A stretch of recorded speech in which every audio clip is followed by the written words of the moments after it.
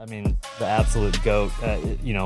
I've been posting a bunch of memes and stuff on Instagram and like tagging you and just like nothing but GOAT icons the whole way through. And you just wrapped up your final regular season tournament of the year. You finished second, and you had a heck of a tournament, heck of a week, but more importantly, a heck of a career, 33 years. So congratulations for making it 33 years. You put a hell of a stamp on this sport. Yeah, this year has gone like that. Yeah. And, I wanted to win in my final year, and I thought St. Clair would be my best chance. Oh, yeah. And I couldn't, I was around the right kind of fish, but I just couldn't make it happen. I mean, Jordan Lee just annihilated the Giants, And so I was disappointed because Saginaw's a place I don't have any.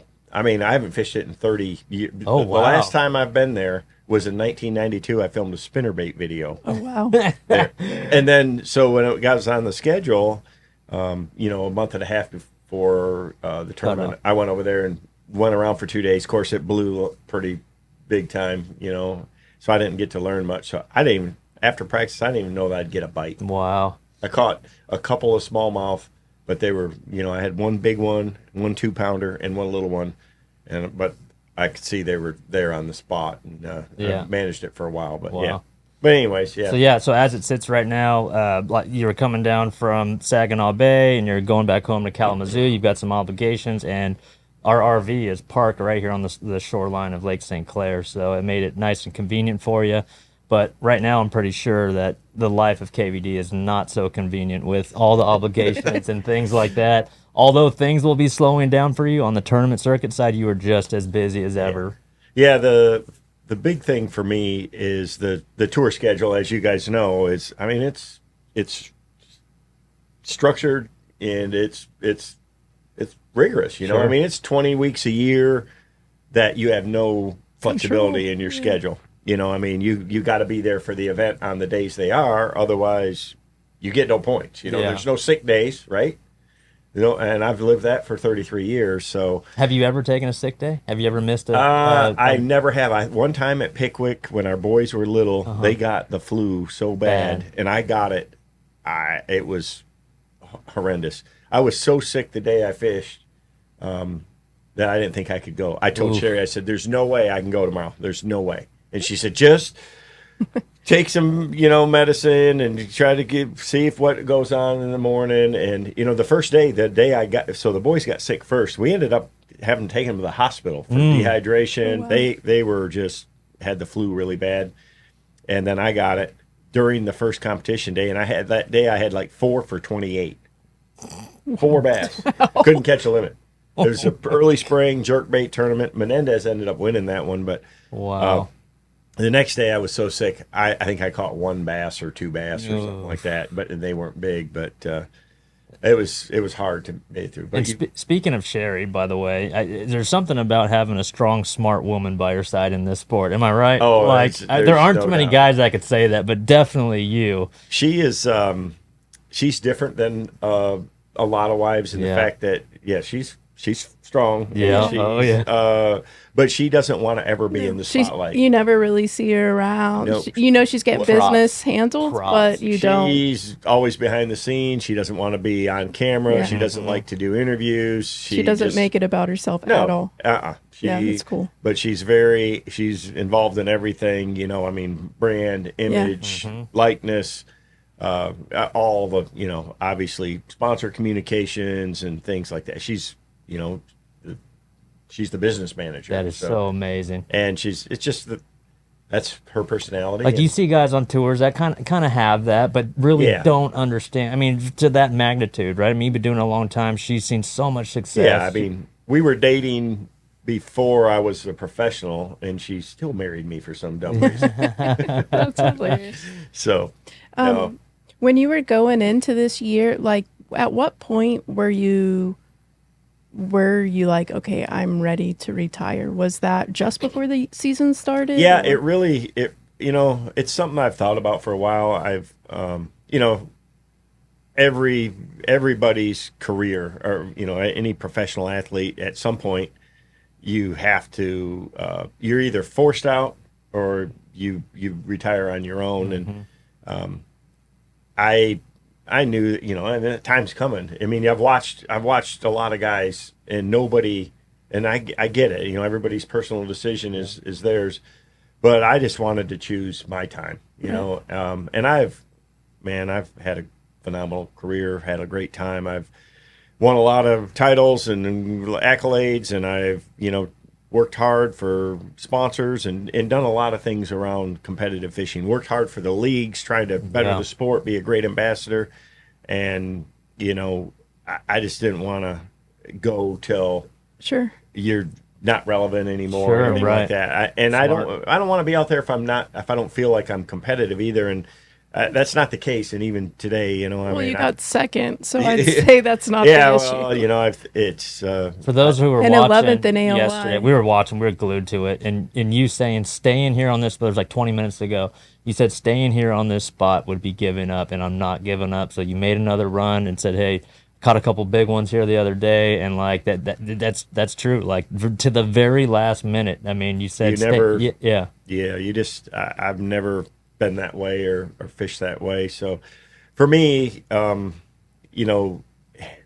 talked with Sherry about it. I mean, it's something we've talked about for a while, but 3 years ago, no. I'm a tournament guy, and I just get so competitive and just never even was in the realm.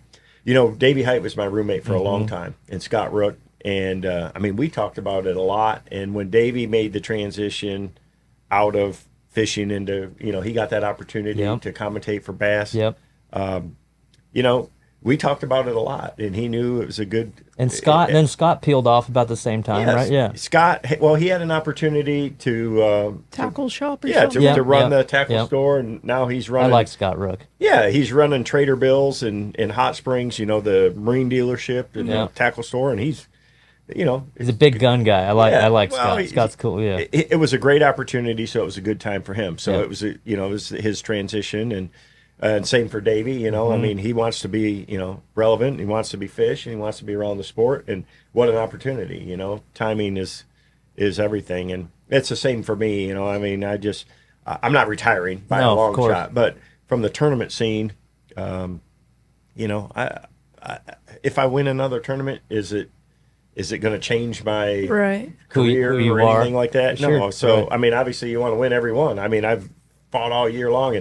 And the weird part was all season is like we go to Lake Murray, and, of course, that's Davey Height's hometown. I stayed with one of his best friends there at his lake house. And, man, you sit there, and I'm like, man, this is the last time I'm going to compete on Lake Murray. And when we're at Kissimmee, I'm like, man, this is my last time after all those years and all those memories. And I was right there, and it just is like, gosh dang it, and all those tournaments, you just, it's easy to say after the fact, right? We all do it. Of course. All do it. It's like, man, I wish I would have zigged when I zagged, or if I would have just made that transition an hour earlier, I might have a chance to be in contention or to win. And so I still second guess myself like that. I mean, do you really? Wow. Yeah. Well, last week at Saginaw was one I didn't. I mean, it's such a giant place, and the way it went down, I didn't have any other options. I knew I could go catch a decent bag of largemouth, and I was 14, 15,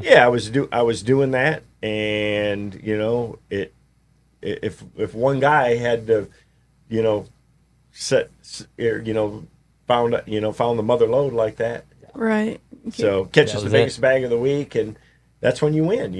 When you do that. So. But after the fact, I wasn't mad. I wasn't sad. I cried on the way running back in after lines out, and it wasn't. Cameras were off. It was just and the lake. Just me and the lake. I got my camera guy, and I got my official in the boat there. But I truly cried. That's amazing. Tears of joy. just like I had a great day. Right. Gave it everything you had. Yeah. I mean, what more fitting than Saginaw Bay, the wind's blowing 25 miles an hour, it's 5-footers, it's raining sideways for hours. Yeah. Mother Nature paid me back for all the times. Oh, there you go. That's a good story. Absolutely. And she won that day. And how many times in your career have you been taken out of it by something that happens that way. Dude, you're talking. That's out of your control. Oh, I mean, you're talking to a guy who's got like 3 seconds and a handful of thirds and like 0 trophies. So like standing here next to you with all the accolades, trophies, and first place finishes. When I saw you yesterday, I mean, you were leading the tournament. You were going into it. The whole fishing industry was watching. Like, dude, Kevin's gonna win this fairy tale story, you know. But when Mother Nature kicks in like that, what can you do? She's a bitch. She like, what? I mean, what are you gonna do? Yeah. And when I see you're making these calculations in your head, and so many times over your career, 20-something plus wins or whatever it was. I mean, so many times in your career, you make all the right moves on that 4th day, that final day, championship Sunday. But like you said, it was kind of like payback. So that's pretty crazy. I didn't have any other options, No. so I did the best. Sent it. You sent it. So I want to go back to the whole retirement thing because I'm a girl. These are the things I wonder about. Was there like a moment with like the boys or something? Because you're not a grandfather yet, right? Nope. But was there like that sort of thing going through your head? Where did you say like, okay, I'm content with, and I know you're a competitor, so content might not be the right word. Yeah. No, it is. It's like, I just finally was at peace with the idea of it and ready. I love the other side of the business too. Obviously, I mean, I've been doing it a long time. I know promotionally what you have to do. I've got a ton of great partners that I've had since day one. I mean, I've run a nitro since 1989. That's right? cool. I've never had another boat in my professional career. I've been with Bass Pro Shops the whole time. I mean, all these super long relationships, and I have these partners that we have a lot invested in each other. So, to be honest with you, I had these conversations with them because I wasn't sure how everybody would really act or react or think about it. But overwhelmingly, I think they're pretty excited because I'm going to have more opportunities. I'm still going to be. Have you announced what you're doing? You haven't, right? Yeah. I'm going to be out there with grinding, creating content, good. filming shows, Good. whatever, doing that.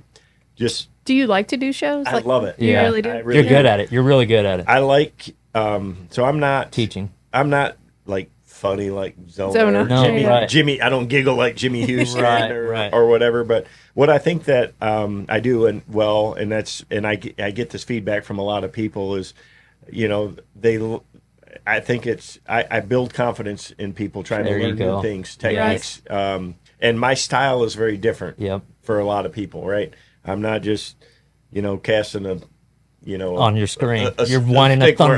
You're winding a thunder cricket. I'm a power fish, and I'm gonna crank and jerk and buzz bait and do things like that. And a lot of people don't have confidence in that. So, it's very rewarding to me when I go to a show or I'm at a expo or weigh-in or whatever it is, and people go, "Man, I saw that show, the Strike King Pro Team Journal that you did with the cranking a 6XD or a 1.5 or whatever it is, and I went out there with my dad and we had the best day ever, or I caught the biggest fish, or I took my son, and it's very gratifying when you help people have fun on the water. I mean, it's our job.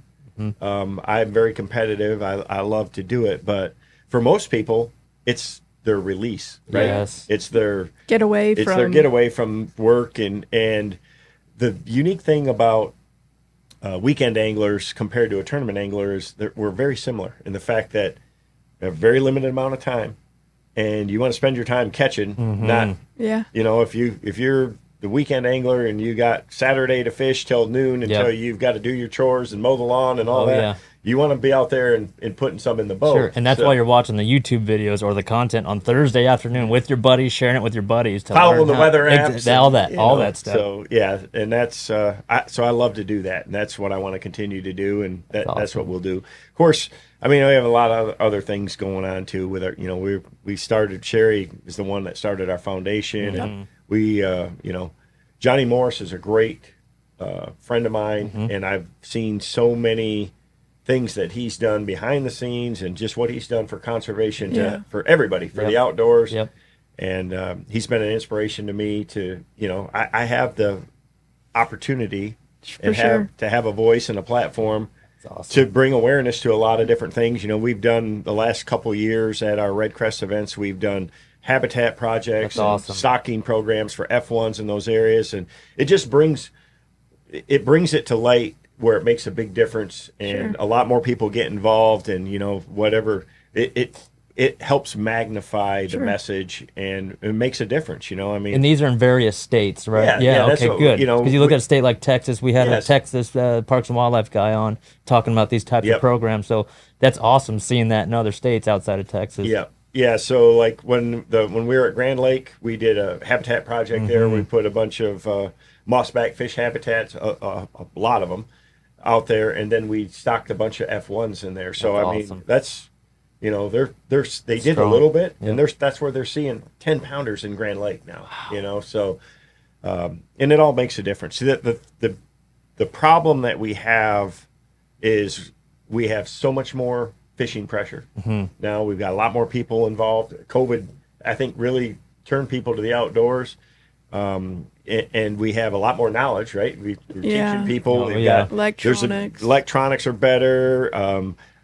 mapping. We're doing a better job of, you can, like you say, you can pull up on your phone and learn how to anything on any place. Yep. So people are better. But as you know, you're traveling around fishing. I think fishing is better. Bass fishing is better today than it's ever been. Ever been.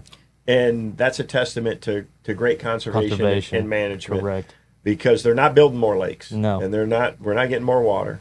And if we're going to have more people fishing, and all these young kids are coming up, Gotta conserve. and to keep them into it, we have to have quality fishing. Sure. And so that's really important. So So you're something. not on the bandwagon that forward-facing sonar is absolutely running fishing and fish don't bite anymore and No, that. A whole nother tangent. yeah, that it is. But honestly, there's so many people that have gotten involved in it. It's a quick story. I'll tell you about my dad. Yeah. So my dad's 85 years old. He does not like technology, doesn't embrace it. He cannot text me a picture off of his phone. So, and he's gone through some pretty traumatic health issues the last few years, but battled through some things. He's got, he's in congestive heart failure. He's diabetic. He's got a lot of things that really limited his mobility. He doesn't have the ability to go out and fish for great periods. He lives on a small private lake that's loaded with bluegill, big ones, and he loves the bluegill fish. He's phenomenal at it. So when we came out with Mega Live, he was like, "Oh my God!" He watches all the events, right? He's followed it his whole life. He's like, "Oh, it's forward-facing sonar," and I said, "Yeah." I said, "Dad, for bluegills, it's the devil." Yeah. Right. I mean, it's crazy good. So I put one on a Helix 12 on his. He's got a fishing pontoon set up, and it's got just a redneck target lock. It's just the post where you turn my hand. Yeah, little T handle. Yep. And I took him out and showed him, and it took a little while. He said, "Well, can you set that up?" So you just hit the the preset, so it just automatically sets it, and showed him how to adjust the range and go out there. And it took him just a little bit to understand what he's looking at. Now he wouldn't fish without it. It's like it's the greatest thing ever. That's amazing. You don't even make a cast until you go around it. And he goes out, catches 6, 8, 10 bluegill, enough for a good dinner. And goes out for a couple hours, because if he goes all day, he's it's just too tiring for him. So it's changed. I mean, look, Even for an 85-year-old man, it's changed the way he fishes too. Yeah. Well, and it's made it enjoyable, and it's made it to where it's very doable. Makes it a little easier if you understand. Yeah, what you're doing. But he understood it. It isn't. As well as I do. It is not magic. No. There's no guarantee. Yeah, No. for sure.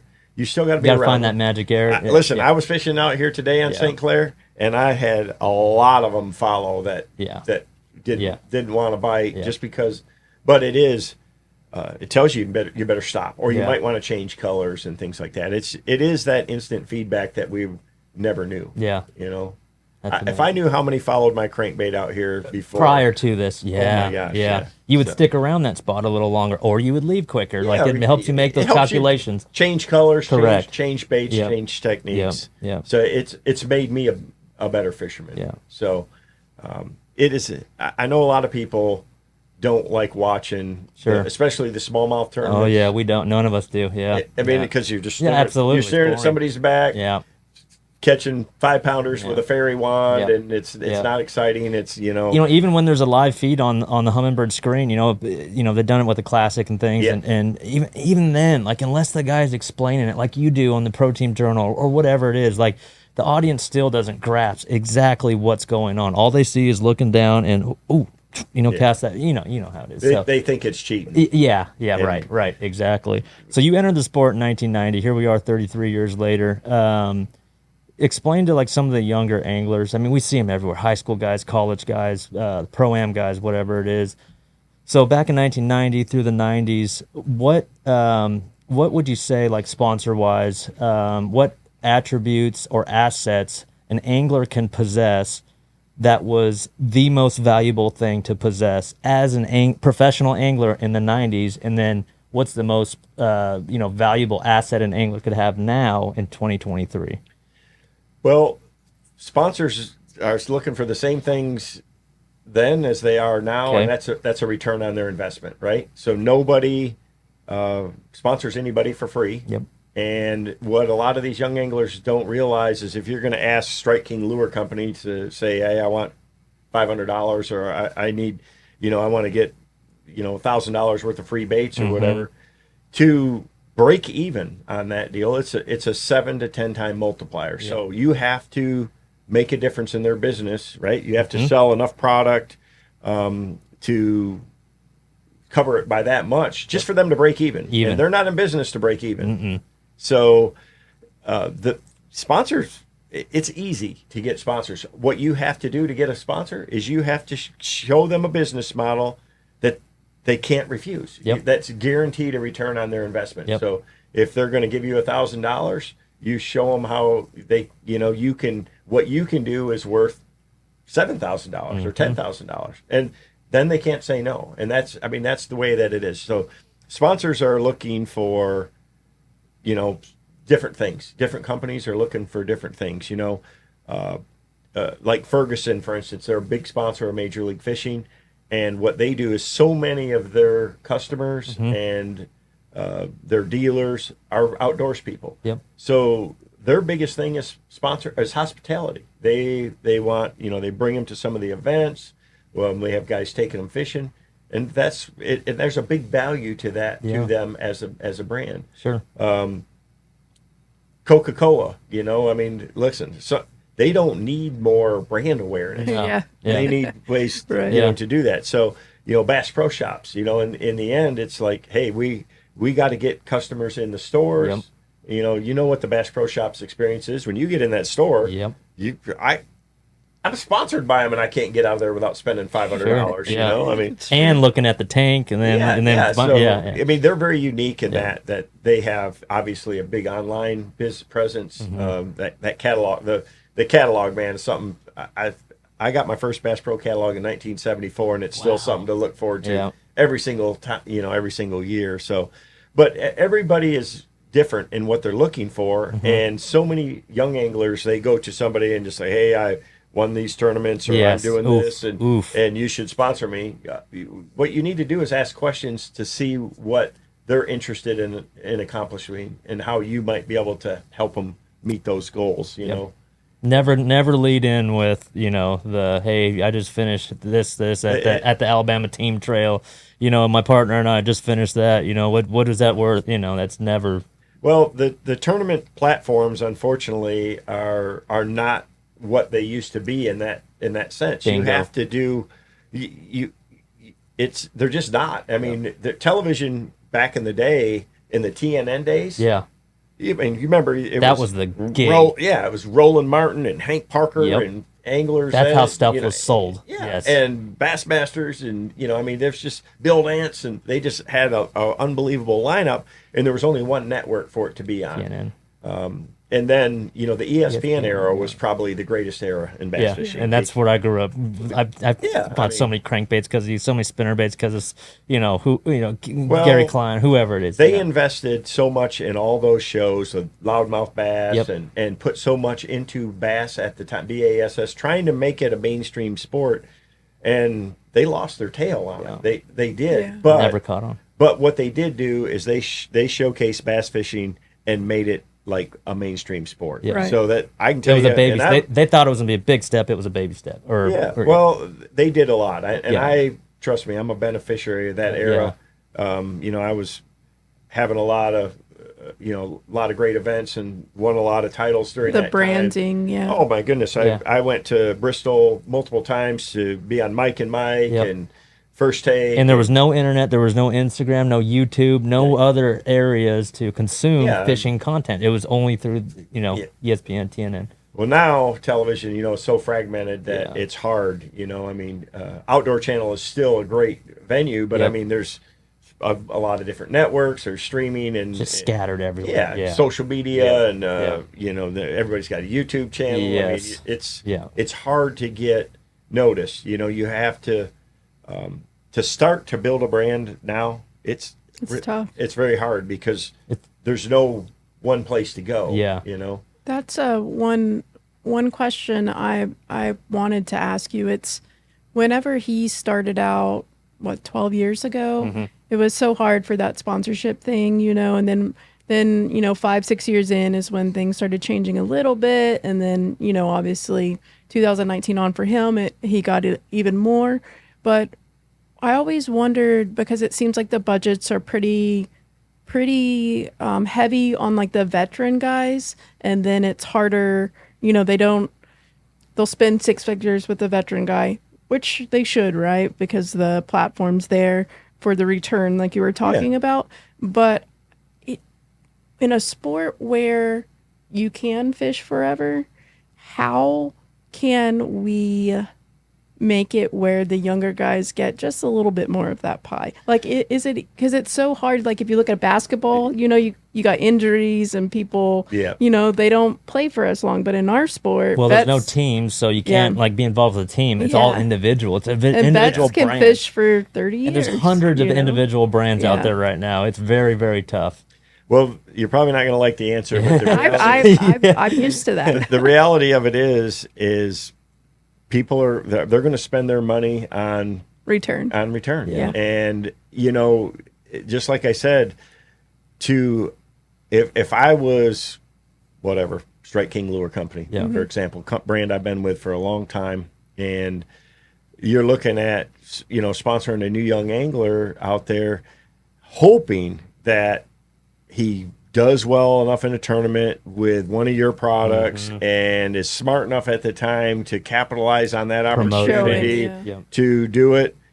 That's there's no guarantee. I could take that same money and put it into their own, develop on our own messaged content for the brand, and that's what companies do. Someone have sat in that chair. And you're going to get guaranteed return on that. Guaranteed. Right. So it's not a gamble, right? Yeah, that's exactly what it is. And so as a young angler, you almost have to prove yourself to do it. And to be honest with you, when I started, I didn't have a bunch of sponsors. I didn't start.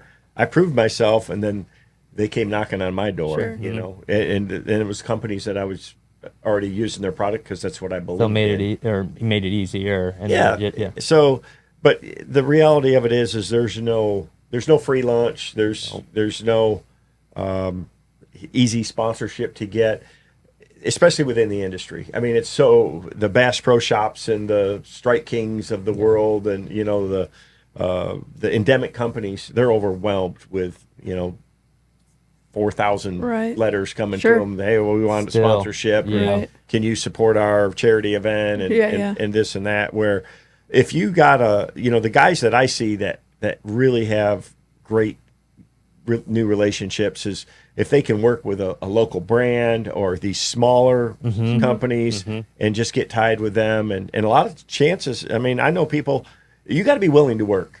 And I know a lot of guys that hey, I'll go and I'll take their customers fishing and I'll wrap my boat with their brand and I do commercials for them and I help them locally and then earn their way up, you know. But it's hard to go to a Toyota and either with no leverage, no nothing, no platform. They're sponsoring the NFL and Major League Baseball and ESPN. I mean, they're across. They're sponsoring everything at the highest levels, and they're looking for big returns on those investments, and that's just the nature of the business. So the reality of it is nothing's free, and nothing comes without hard work. And you've got to find a way. You've got to be creative to carve your niche. And a lot of guys have done that over the years. You look at Joe Thomas. Yeah. He won the Red Man All-American way back in the day, and there's a guy that works his tail off.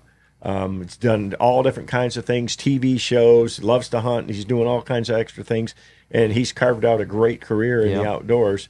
But I promise you, he's earned it. Yep. And not tournament fishing. I mean, outside of tournament fishing. He tournament fished, but I mean that he used that one win. To slingshot into other things, and that's what that's what you see. Just being a tournament fisherman and saying, well, hey, I don't want to focus on sponsorship, or I don't want to focus on that's a bad. You're dead. There's very few people that have ever been able to make that work. Right. And that's prior to the current day. I mean, nowadays, if you don't have at the very least a YouTube channel and a position on MLF Tour, Elite Series Tour, whatever it is, and that's just the start. I mean, you got to work hard on both ends. And I tell the kids all the time, that's the number one question I get asked. I've been in this 12 years now. Don't have the accolades that you do, but that's the number one question. Not how to throw a swim bait, how to throw a big spoon. It's where do I start sponsorship wise? And I always say, make them notice you. Build out a platform for yourself, whether you're working with the local brands and these larger brands like Strike King, like Nitro Bass Pro, notice you working hard, and that's just the start of it. So you've done a great job. You have to. My wife is, brand, image, and likeness. I'm surprised. It's not that hard, I mean, because if you're being something that's not yourself, pretty hard after a few years to reinvent that. Sure, So I've always tried to be true to who I am, and I've always looked at it as like, hey, I want fans that are 4 years old to 80 years old. I want to I want to try to be somebody that everybody looks up to and that everybody respects and everybody trusts. And that's what we've worked hard to do. I say You've earned that. That's Sherry. Absolutely. And listen, it's not by a lot of things that you do and see. They're not by accident. It's thought, it's planned, and maybe I'm not saying we're perfect or we've done everything exactly right, but we've done a lot of things right. There's a lot of the spend and marketing you're seeing over the last few years shifting to the YouTubers and stuff. Are you okay? Do you have feelings towards that, seeing a lot of those bigger budgets go that direction and outside of tournament fishing? I'm biased like you guys, that I think the tournament platforms are they're the marquee place, and there's still the top level tours, the Classic, the Red Crest. I mean, those are the marquee events that most eyeballs are watching, and if you can get somebody that's there to one of your guys to win that, or gals, whatever it is, at that level, that's the thing. But I also do understand, Lou's, for instance, is they have a really diverse lineup of product. The mock stuff, and they're really geared towards the younger generation, and a lot of kayak anglers and YouTubers, and it's a totally separate market, and it's a big one too. So I mean, it's just like in anything else. You want to appeal to everybody, every segment of the market, and you want to sell your products to everybody. So you have to do that at some level. You got to have marketing money in all these other places like that. So I think it's important. I mean, I'm a big hunter, right? And I look at hunting television. I look at a lot of the shows and stuff there, and it's great to watch an adventure hunter go to Alaska and hunt for a moose or a bear or a doll sheep, but the reality of it is that is way out of most people's budget. It's a fantasy. What most people do is they hunt whitetails and turkey in the backyard. So the big focus should be on the core part, and then you do a little bit of elk hunting. You might go do a little duck hunting or whatever, but the main market is in the hunt world, whitetail's king. Yep. It's bass. Yep. You know, for in the fishing side, and yeah, walleye's important, and you know, trout and salmon are something as But it's well. not the Crappie main. is Yep. crappie's crappie, but and it's important to be a part of all of it. But bass is king. That's the Bass juice. fishing is king. Yep. So. Yep. Straight. Why are you looking at me? Okay, so we might as well. It wouldn't be the Bilge if we didn't, talk about some fun industry stuff. Don't Yeah. give me that look, Kevin. No, there we go. I'm intimidated. I've been nervous all day. So the big hot topic right now is kind of cheating, which cheating's been around, from what I understand, forever, right? Or shady, whatever. Not, yeah. Yeah.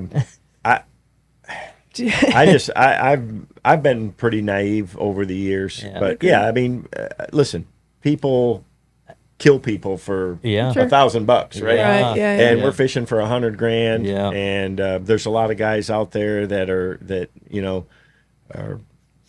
Is desperate the word? desperate. Yeah. Do you desperate. think so? Do you feel like it's worse now than it's ever been in your career, or has social media brought it out? I think, yeah. Again, I think I've probably been naive. I mean, Yeah. Integrity is something that it's the only thing you have. Yeah. As a person, Yeah. and I just never would dream of risking my career. Yeah. For one tournament or Sure. for a finish or to do, I don't know. I think- know right from wrong. And I grew up in the era with the Larry Nixons and the Danny Browers and the Old Tommy school. Martins and the Rick Cluns. And you know what? Who's in your area. And then all of a sudden this guy shows up on the third day of the tournament or whatever. And now with social media and you can see the pictures on there, and it's disheartening. Yeah. And it is, I mean, I know you're talking about the Cayuga event. I was pissed Yeah. when I heard and saw what was going on, and because promise you, I know spawning smallmouth better than anybody. The intent of that rule was you don't catch the same fish twice in the same day. Yeah. And I mean, I've fished through areas where I knew there was 4, And you went right past. and if I caught 3 of them, if I came back and didn't catch the 4th Yeah. one, if I come back, I never fished for the other 3 Yeah. again. And I can tell you, all these other guys know the same thing too. So it was super Yeah. disappointing. Yeah. Yeah. And listen, I'm not gonna play in the gray area. Like try to read the rule enough times to find find way. an out. I know what the intent is, and what we're all in the same meetings, and it's like, hey, Sure. you have to show the fish to the official and show that it's hooked in the mouth sight fishing. Well, That's it. my eyes, they don't lie. I Yeah. we all, so Yep. it's frustrating. I think it was a big learning experience Yeah. for the anglers, for the league. group, the That's whole group, one. But sure. I can tell you, it's at all levels. I don't. Right. Oh, I agree. absolutely. it's- absolutely. I know plenty of people on the elite Oh, series absolutely. that are of livid. course. Yep. If you see it at that level, it's everywhere. Yeah. Oh, for sure. And Yeah. and again, it bothers me that this things are that way. Why do you think it seems like people got so comfortable that they would do something so blatant? Because as a tournament angler, I watched the whole tournament. I knew exactly what was going on. No one had to tell me. I was Yeah. like, whoa. Yeah. I blame social media and the clout that comes with it, man. I really do. I really do. Well, I don't know. It's Just the desperate thing, Just desperate. or have we obviously. allowed things over the years, things to get away with? I lost a lot of respect for some people for sure, and not just that tournament, but I mean just over the last few years. Just I'm a smart guy, Yeah. and Right. I know what's right. I know who's been where. I know what's going on day to Sure. day. The first day of that tournament, I was boat 35 out of 40. And I was the Only guy. I saw 7 people on the south end of the lake. I watched everybody else turn right. Well, Somehow. Oh, yeah. after the first period, and I'm leading with 25 pounds, I think people figured it out. And the next day, it was Everyone, everybody. Right.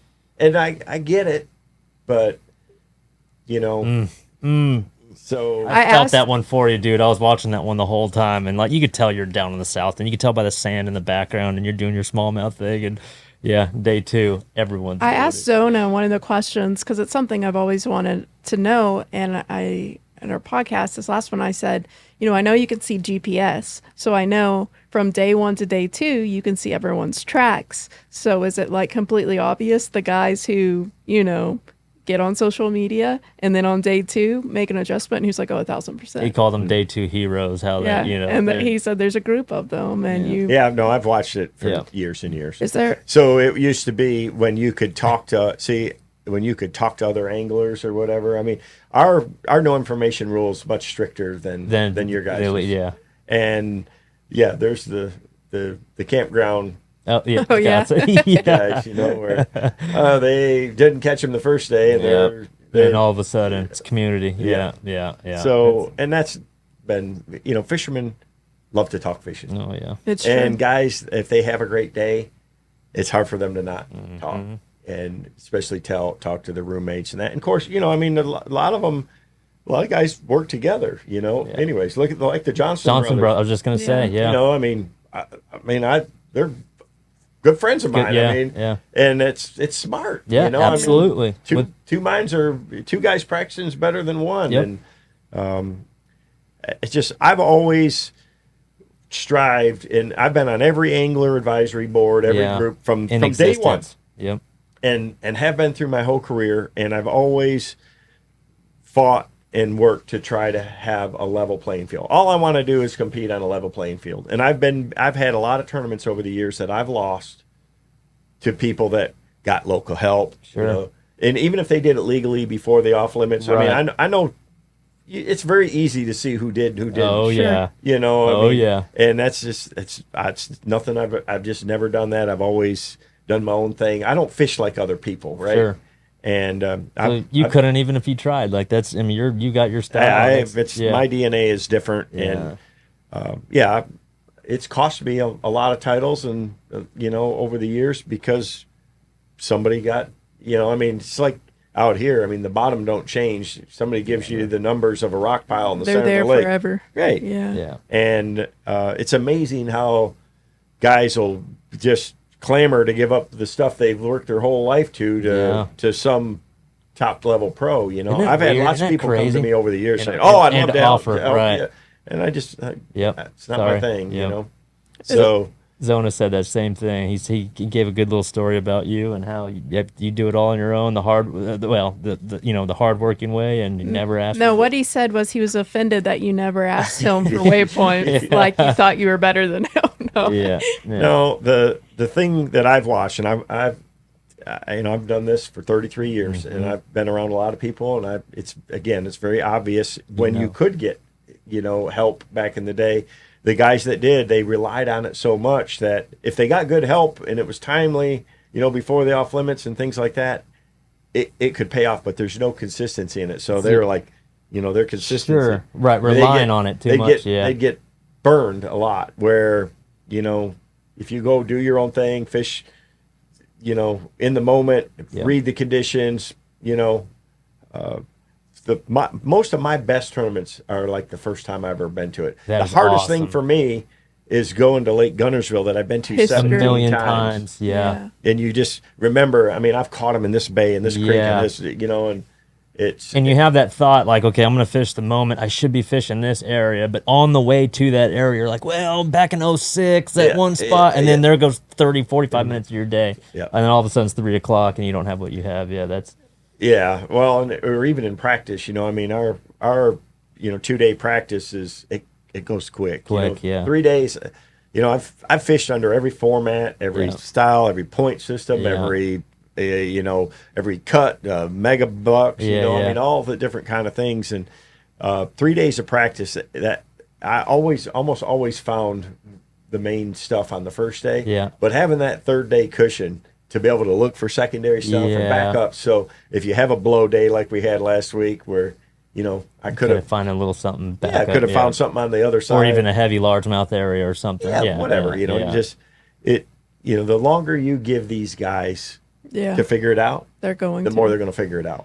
especially this day and age. I mean, with the technology that we have, I mean, if you'd have told me in 1990 when I started that I'd have 5 graphs on my boat, 2 Raptors and Mega 360 and Mega Live, I'm like, Whatever. What do you need all that for? But Are you a daylight to dark guy in practice?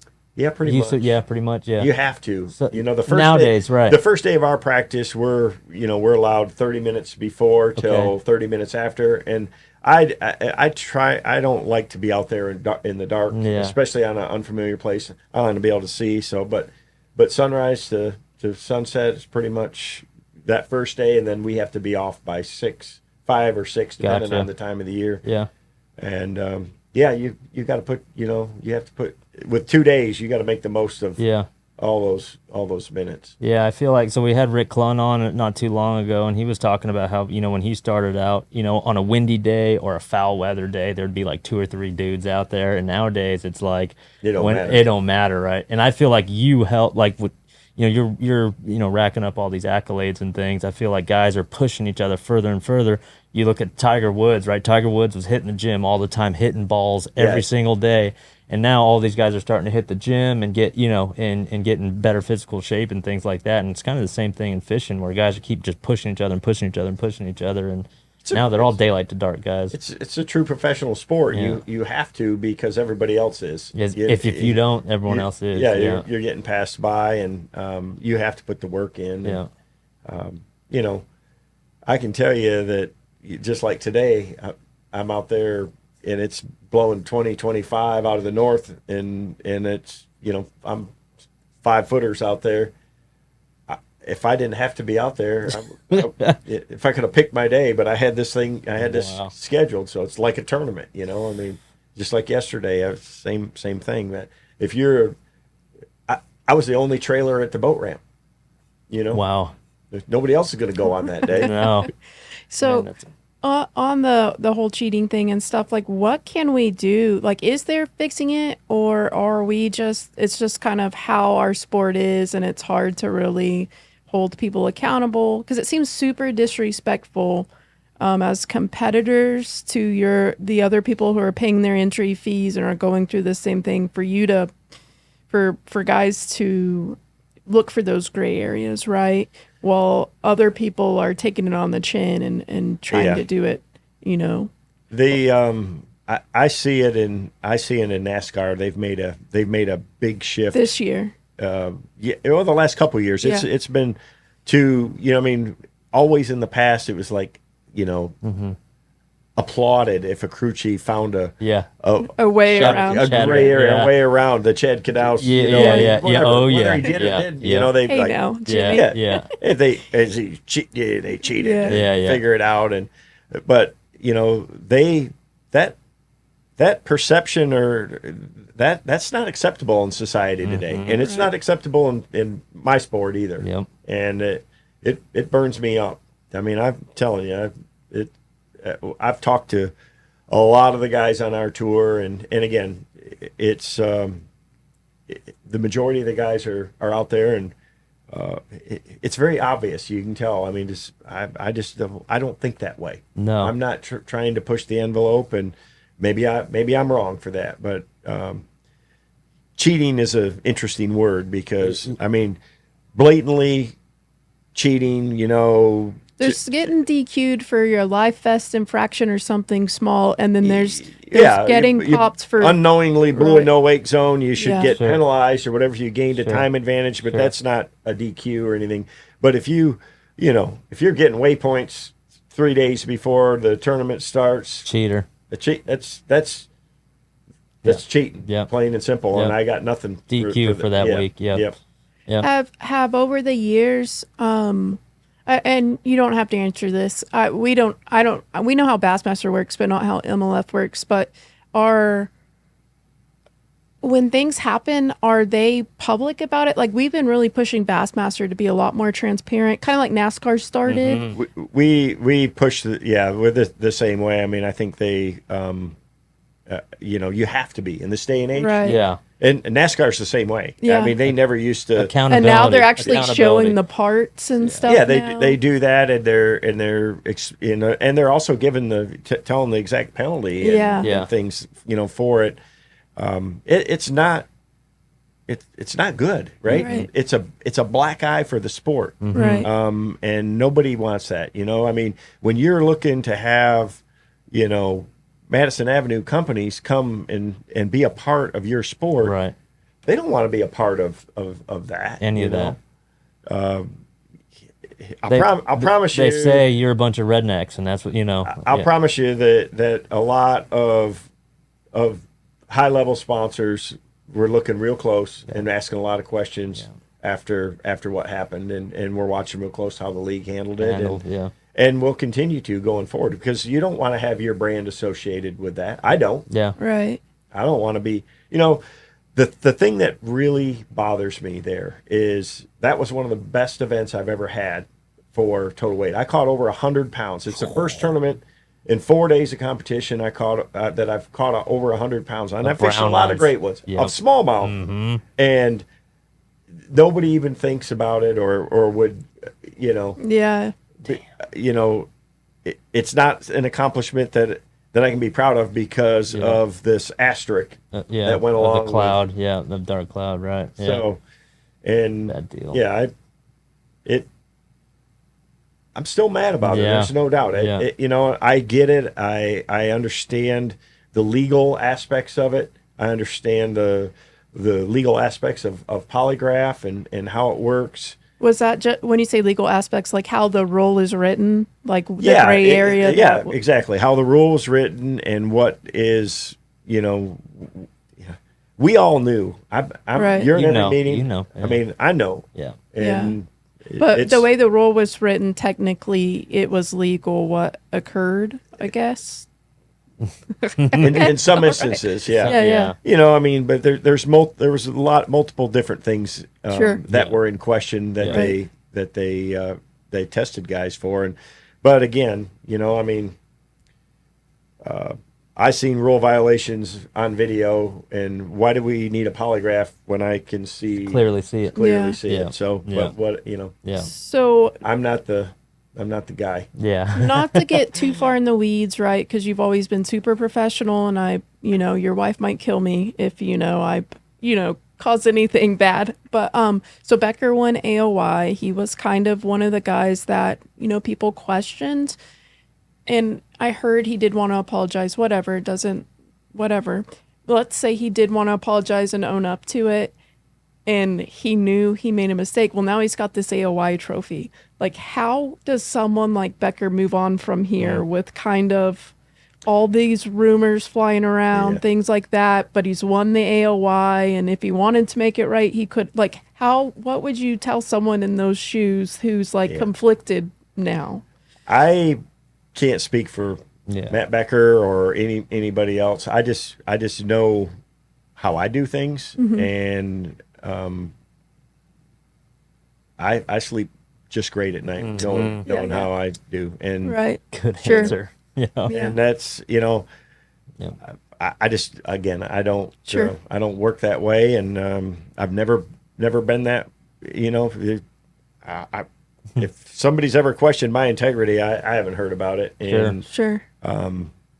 That's what we talked about with Zona. I said, we haven't been around a long time, but I've never heard anyone who I respected question your integrity, right? Of course, people make up stuff on social media, but that just happens. But people that I trust and stuff, never once have I heard them question the way you do things, which as the leader of our sport, whether you chose to be or not. I've had all the rumors, he gets waypoints, he gets help, he does this or that. How could you win all these, do this tournament, Kentucky Lake, blah, blah, blah. Yeah. And listen, whatever. Exactly. Show me the proof. Right. Yeah. Because in your heart, you do it the right way. You busted your ass side imaging all those years. Are you kidding me? You're the only one out there doing that through those years. Well, it is what it is, Sure. And it's always going to be like that, this sport, They deal with it in NASCAR. Martin deals with it all the time, Oh, I Yeah. mean, Truex is a really good friend of Yep, mine, yep. and I thought he was going to win today. Yeah. he Yeah. he man, I feel bad for him in a lot of cases because he's the good guy. Yep. I mean, Yep. he always, I mean, he's the one guy that doesn't have a bunch of enemies out That's there. right. But I've talked to him plenty. Yep. I mean, he'd tell you straight. He Yep. knows. I mean, they all know. They know each other. Who's going to run through you to win? Who's going to rate? And it's the same. It's just kind of the same in fishing. I've treated that over the years. You know, he'll tell you, I'm gonna race this guy the way he races me. I'm gonna race him. Yep. If he's gonna knock me out of the way in the corner on the final lap to get around me, then I'm gonna give him the same thing back. And but just like in but anybody that's racing him with respect, he's finished second plenty of times. Yep. Because he didn't want to bump somebody or move them out of the way to do it, where other guys don't even think twice about it. Yep. And it's the same way. I mean, over the years, the way I've fished around people in tournaments, if we're in the same area, could be respectful. So I tell you, this past week at Saginaw Bay, Tharp. I mean, Randall and I go way back, and there's very few people that would have done what he did that day. I mean, and what exactly did he do? So he, we're in different groups, right? And I fished the same, set of rock piles, a little rock ridge. The first day, I fished it the first period and was gone. And the second day, I fished the first period and I was gone. And gone, yeah. And then I don't know when he'd fished it, but he said he found them in there in practice. He got a couple bites and he was saving it till the end. Yeah. And the day before, on Friday, he caught a couple of big ones late there and was way up in the knockout round. He was in fourth place or whatever. Well, I go out first, right? Yep. And I go right to what I think is the juice spot. And I'm just sitting there waiting, and he eases up.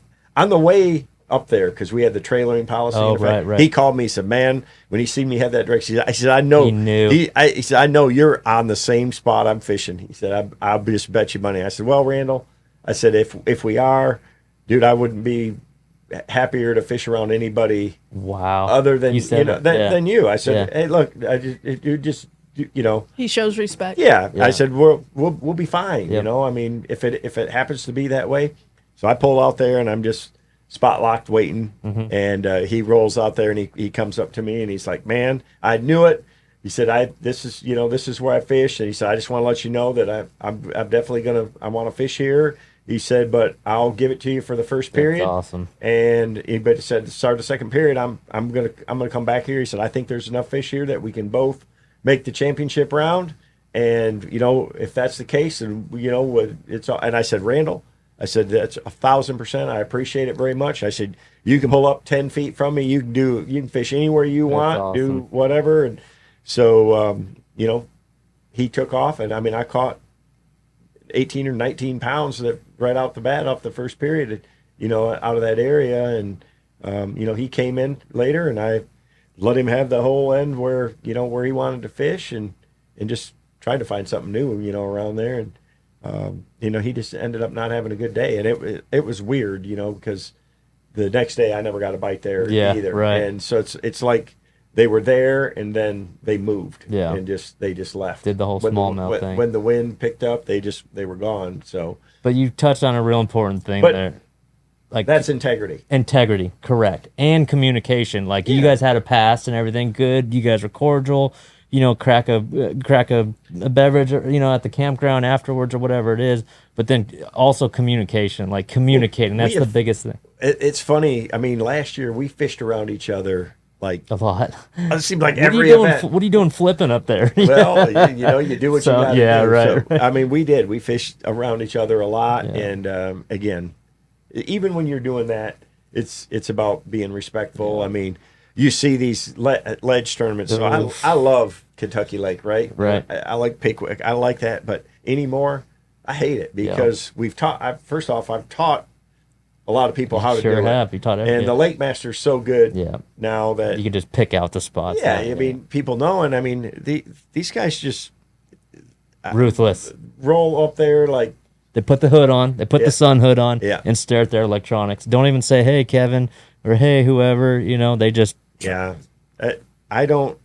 Are you concerned with because you're leaving? You represent integrity. Rick Clun represents integrity, and I don't know how much longer. Are you concerned that where our sport's at, what you're leaving is not The anglers have to.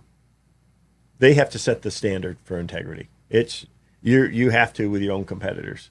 I mean, it's always been that way.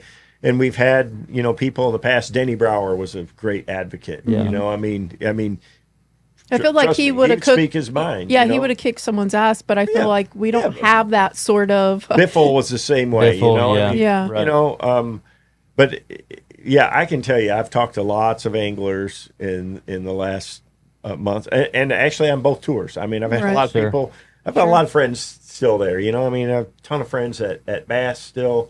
At all levels, not just anglers, Sure. but staff. Oh, and, yeah.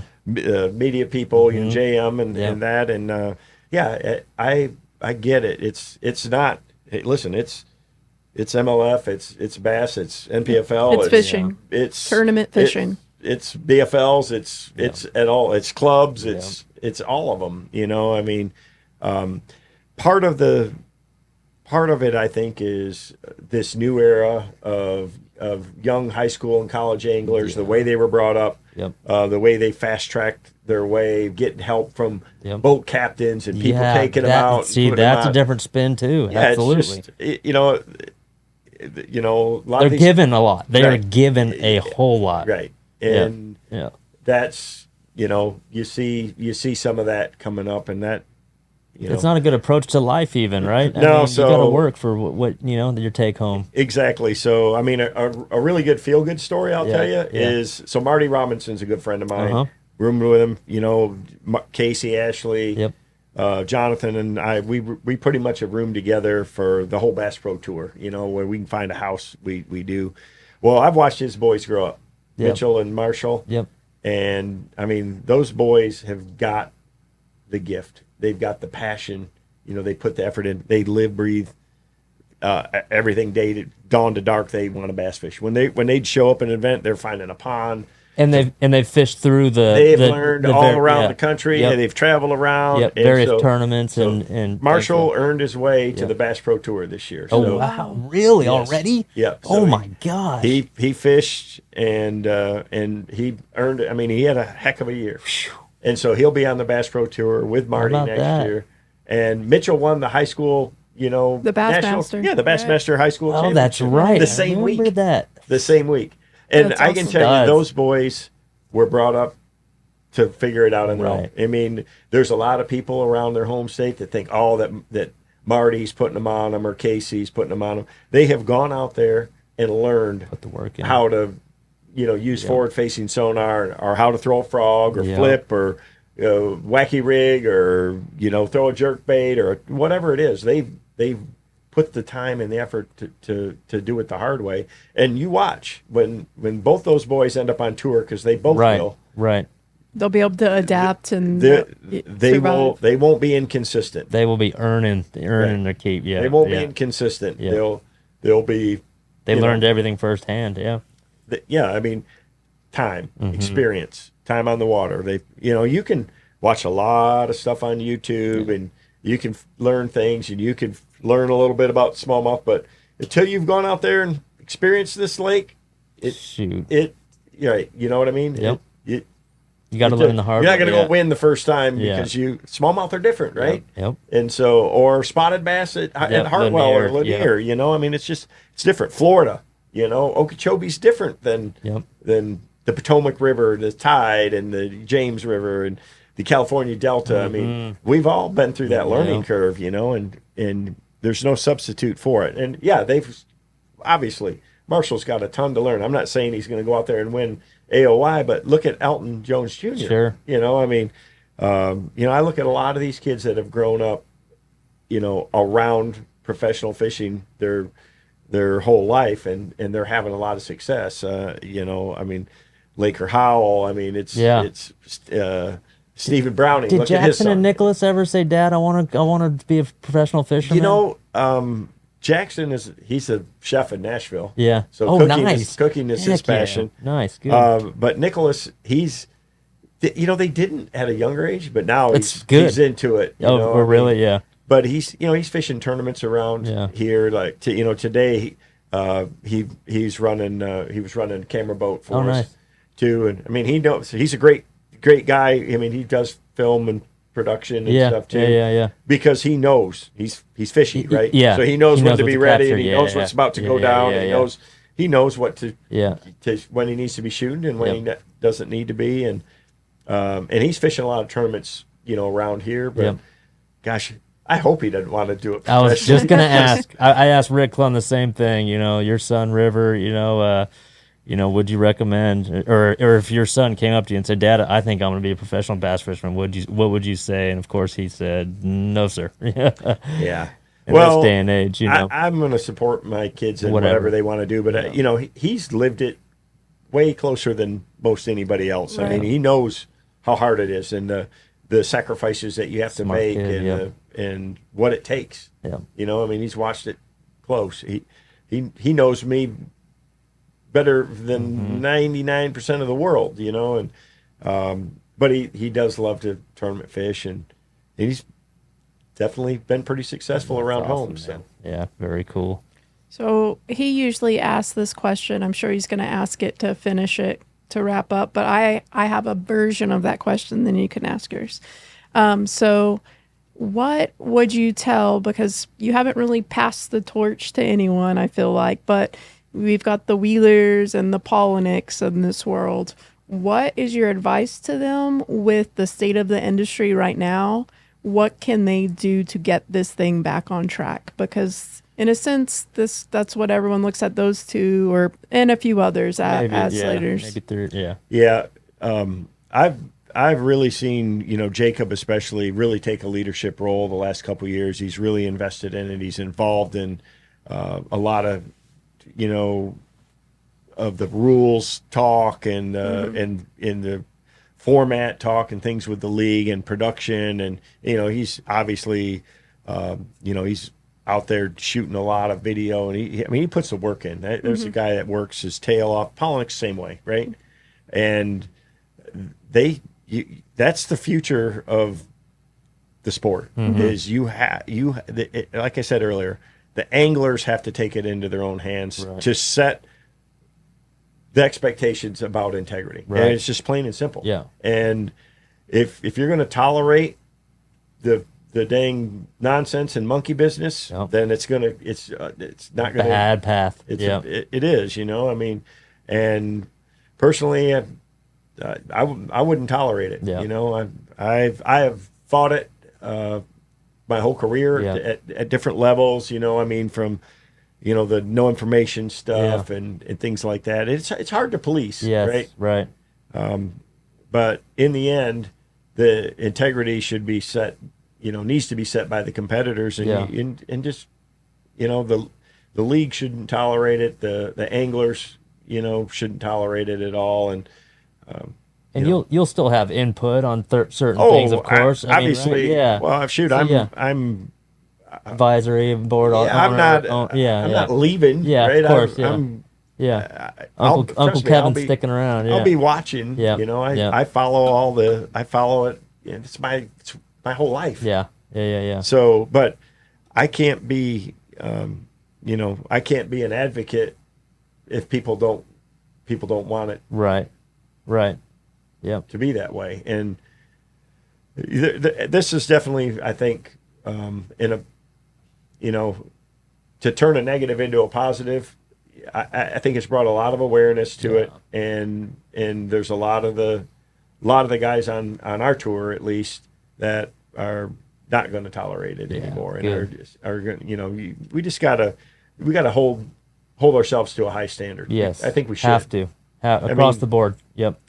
I think our sport is really, really special compared to, and I'm not in the NFL and I'm not in NASCAR and things like that, but I've been around a lot of other professional sports and a lot of other professional athletes, and I think what we have is truly special, and what makes it that is the people. Is the people, and that's the hard part for me, is going to be, I mean, you spend so much time on the road. It's like second family, right? It's the other competitors, it's the staff, it's the media people, it's the production people. Yeah. I mean, we all know them really Day in well. and day out, sure. Yeah, I mean, and that part I'm definitely gonna miss. But the good part is I've got a couple tournaments I'm qualified for next year. So yeah. so I don't got to go like cold turkey. Yeah. And I know that going forward that I'm going to be working every Classic Expo and Red Crest Expo and Bass Pro Shops Fishing Fair and that,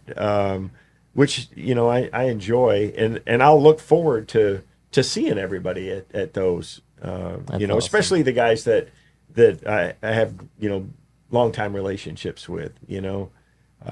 But I'll be out there. Yeah, and that's awesome. I understand the role I've had in the sport, and I don't take it lightly. I still want to be a great ambassador for fishing and for conservation, and not just fishing but tournament fishing. I mean, that's my heart and soul. And I want to see things go in the right direction. And the competition between the two leagues has made everyone better, and it's created a lot of opportunities that weren't there. I mean, both sides, both leagues are full. The whole sport. Both leagues are full. There's the demand for those spots has never been greater. Yeah, and so you can say what you want, but there's never been better opportunities for young anglers than there is today. Yep, at every level too. It's never been better than what it is right now. So I know you're saying before, like, oh, what if I do bigger sponsorship pie for the young guys? Well, they didn't have. There was no pie for anybody back then, right? Yeah, there was very little. There was very little chance, and now there's opportunity there. If you could make one change in tournament fishing with the way it is right now, doesn't matter which league, any league, is there something you would add or change?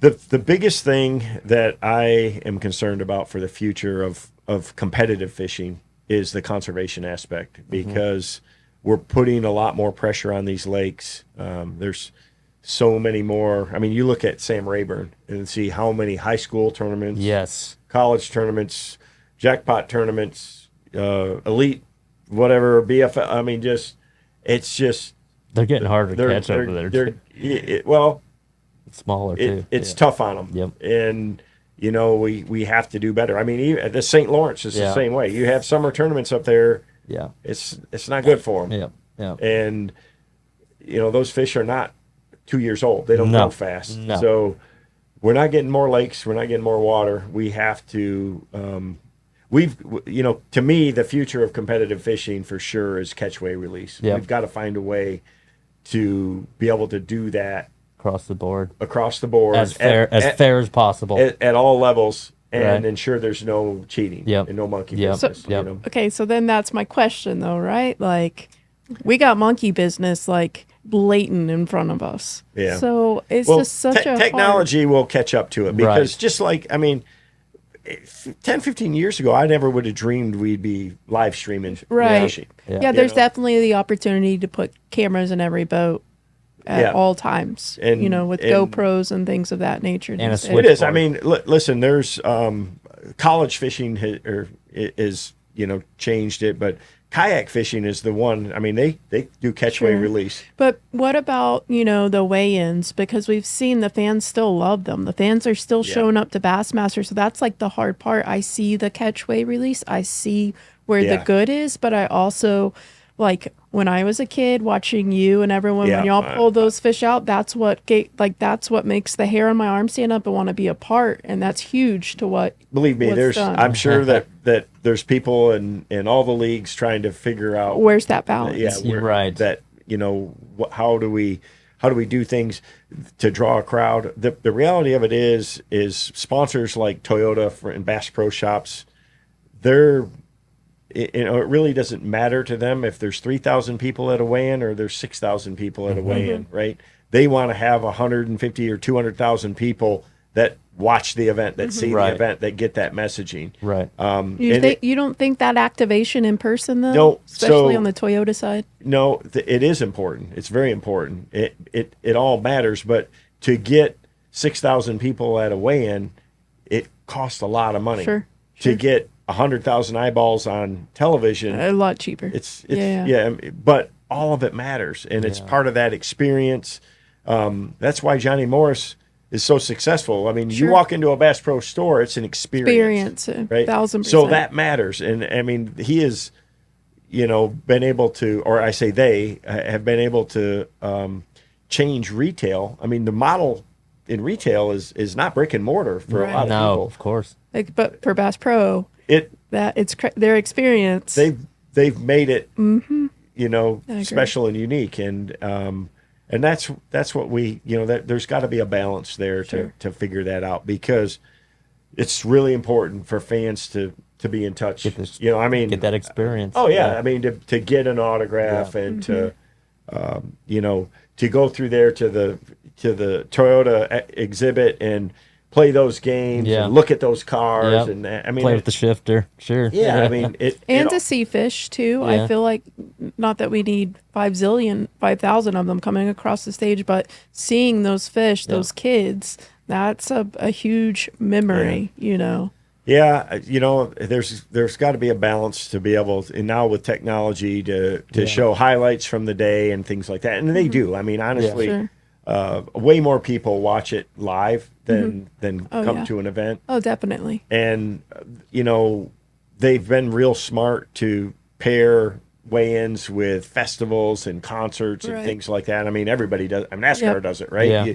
That TTBC was amazing back in the day. The Bass Fest, that was so fun. Yeah, I mean, those kind of things are really important. So it's a total package, and I think as a sport, we can't be so focused and think that all we need is fishing. Right. Yeah. I mean, it's a formula that y'all are constantly playing with. Bass is constantly playing with that formula of, everybody is, you know, you got It's a fireworks constantly show changes. and whatever. This, a little bit of that, yeah. Every major sport is battling, I mean, Major League Baseball is the NHL and golf, whatever. How do you get more fan engagement, fan involvement? Because that is a way, and NASCAR is the same way. I became a NASCAR fan because I got to meet some of the guys and fish with them. Yeah, but when I went to a race the first time, it changed it for me. Sure. Right. And, same for him. Yeah. Yeah, and it's the same thing. So there's definitely a balance there. There's no doubt, and I think everybody's trying to figure out the right mix. Yeah. I'd say on my end, the live well side of things, I think that I did gain a respect for fish growing up, trying to keep them alive in a live well. Like, honestly, just like that sort of interaction. I know it seems like nothing, but I still think in the aspect of conservation, like teaching people how to keep fish alive, like there's something there. But no doubt.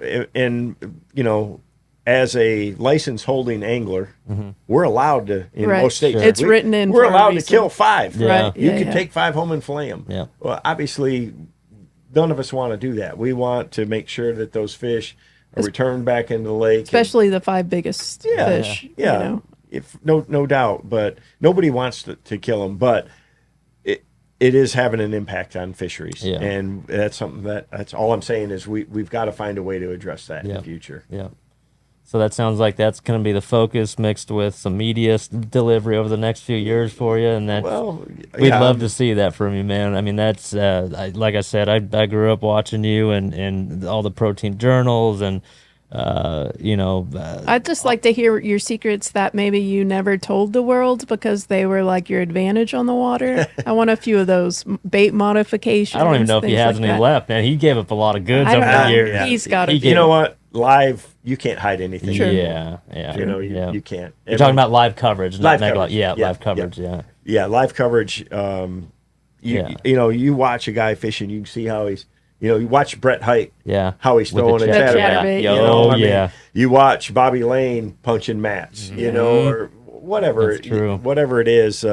Guys that are really good at a certain technique. Aaron Martins. One of my favorite people all time. I mean, just to watch Aaron. I mean, nobody has done more with a drop shot than Yep. Aaron. I Yep. mean, he Right next to takeoff most of the time. Just pull off and just whack it. whatever. I mean, Yeah. but he would throw it in unconventional places. I mean, he won at Champlain throwing a drop shot for largemouth in the grass. And weed, yep.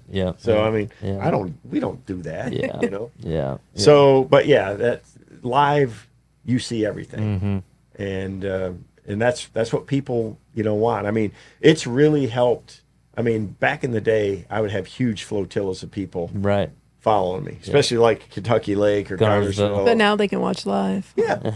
So you have a lot less of them. The ones that are out there, some of them are, true fans, but some of them are Hardcore. out there just trying to find your exact spots or whatever too. Or, Yeah. But that's not new. Yeah. Yeah. So yeah, but all in all, you want to have passionate fans. If you got passionate fans, You're good. You're going to have a great sport. Yeah. And we have a lot of passionate and fans. and in big part because of you and Well, I'm a fan and the- first. and- I know. Yeah, we all Yeah. are. Yep. I mean, it's what I live it. I love it. I watch it. I follow it. It's intriguing to me. It's crazy. It's my 33rd year on tour, and I still learn so much every event, every time. That's what's It's cool about crazy. fishing. It's- It's always evolving. I think I'm learning more now than I ever have. ever have. Wow. awesome. Well, why don't you share that knowledge with like media content over the next few That's- years as you're pumping that that's my stuff plan. out? Yeah, I- because we're gonna I don't stay have to hold it glued to back for you, man. tournaments Yeah, now, that's amazing. you know? That's awesome, Kevin. So as we're wrapping up here, man, I really appreciate it. I know you're a very busy man, and you're filming again tomorrow out here on the lake. But before we let you go here, give us some just basic life advice, man. 33 years on tour. You're a dad. You're an awesome husband. You got a great family. Avid outdoorsman. What have you learned over the last 33 years on tour? I mean, give us some life advice. Well, on the back of my truck, I've got a little motto that's it's all about attitude. And the bottom line is if you go out there, and it's been hard for me, and my wife she's been a real advocate for that. The older you get, the more wisdom you have, the more things you see. It's easy to get down. Yeah. Or to be crotchety. She's Frustrated. Don't be crotchety. Frustrated. Don't be Whatever. frustrated. Right, yeah. And if you go about things and you have a positive attitude, good things happen, right? Yeah. If you got to believe in yourself, and that's I had people tell me when I started, like, what are you gonna be from Michigan? You gonna be Right. You think you'll make a living at this sport? Right. I had a coach in school, a teacher and a coach. She's like, why you wasted your time on fishing? You need to spend more time playing baseball. And he was just trying to push me to be a better baseball player. But if you believe in yourself and you put the work in, you can accomplish anything. And that's these young kids out there. Yeah. Again, I look at a kid like Marshall Robinson that just earned his Bass Pro Tour card. Do it like that. Yeah. I mean, he put the work in, and it wasn't easy, and it's not simple. But if you believe in yourself and work hard enough, good things going to happen. And do it. Yeah. Because that attitude's everything. It's all about the attitude, right? It is. You got to believe. Man. Yep. That's awesome. If you don't believe in yourself, nobody else will. That's amazing. Well, Kevin, 33 years. Thank you for all that, all the teaching, all the trophy lifting, all that stuff. We appreciate you being on the Bilge Podcast here. Until next time, we'll see you later. Thank you, Kevin.